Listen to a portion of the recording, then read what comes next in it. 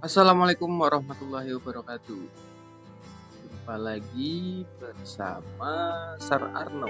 Halo teman-teman, selamat datang di channel YouTube Sir Arno.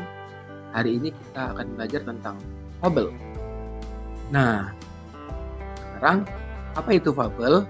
Pernahkah kalian mendengar cerita tentang binatang yang bisa berbicara dan berperilaku seperti manusia? Cerita seperti itu disebut fabel. Nah, sekarang apa sih yang bisa kita pelajari dari sebuah fabel? Nah, kita lihat di sini pengertian fabel. Fabel adalah cerita fiksi yang menceritakan tentang hewan yang berperilaku seperti manusia. Fabel biasanya mengandung pesan moral atau amanat yang ingin disampaikan kepada pembaca. Fabel memiliki struktur yang sama dengan narrative text pada umumnya, yaitu dia mempunyai orientation atau orientasi, kemudian dia mempunyai complication atau komplikasi, dan resolution atau resolusi, dan yang terakhir adalah koda ataupun kesimpulan. Nah, untuk orientation adalah bagian yang berisi pengenalan tokoh, latar, waktu terjadinya cerita. Untuk complication berisi peristiwa-peristiwa yang terjadi dalam cerita, termasuk awal konflik yang akan dihadapi oleh tokoh ataupun karakter yang ada dalam cerita itu. Kemudian resolution atau resolusi, bagian ini akan berisi penyelesaian konflik yang terjadi dalam cerita. Nah, biasanya dalam sebuah fabel itu berisi pesan moral atau kesimpulan ya, atau juga amanat yang akan disampaikan oleh si penulis. Nah, sedangkan bagaimana dengan ciri-ciri fabel? Nah, fabel memiliki ciri-ciri sebagai berikut. Dia mempunyai tokohnya adalah hewan yang berperilaku seperti manusia. Ceritanya bersifat fiksi ataupun hayalat, tidak ada dalam dunia nyata. Kemudian berisi pesan moral ataupun amanat. Unsur-unsur kebahasaan dalam teks naratif berbentuk fabel biasanya dia memiliki unsur kebahasaan yang khas, yaitu mempunyai kata kerja masa lalu ataupun simple past tense. Fabel memiliki atau menceritakan peristiwa yang telah terjadi, maka kata kerja yang digunakan umumnya adalah kata kerja masa lalu, past tense. Contohnya, the ugly duckling was often teased by his sibling and the other animals on the farm. Anak itik buruk rupa itu sering diejek oleh saudara-saudaranya dan hewan lain di peternakan. Kemudian ada yang he felt sad and lonely. Dia merasa sedih dan kesepian. Dan yang berikutnya, one day he decided to leave the farm. Suatu hari dia memutuskan untuk meninggalkan peternakan. Pertanyaan besar nih, yang mana sih kata kerja masa lalunya? Untuk yang pertama yang mana? The ugly duckling was often teased by his sibling and the other animals on the farm. Berarti yang mana? Oh, berarti yang was often teased.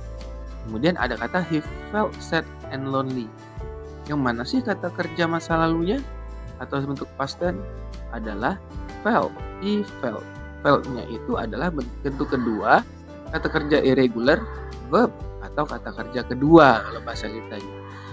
Yang ketiga adalah one day he decided to leave the farm. Yang mana sih kata kerja keduanya atau kata kerja masa lalunya? Oh, kata kerja masa lalunya adalah decided, bentuk kedua atau kata kerja kedua atau bentuk past verb dari kata kerja kedua yang berbentuk berjenis regular verb atau kata kerja kedua beraturan.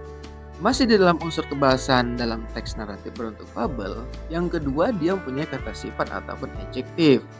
Kata sifat yang digunakan adalah untuk mendeskripsikan karakter, benda, atau tempat dalam fabel. Contohnya, the ugly duckling was different from the other ducklings.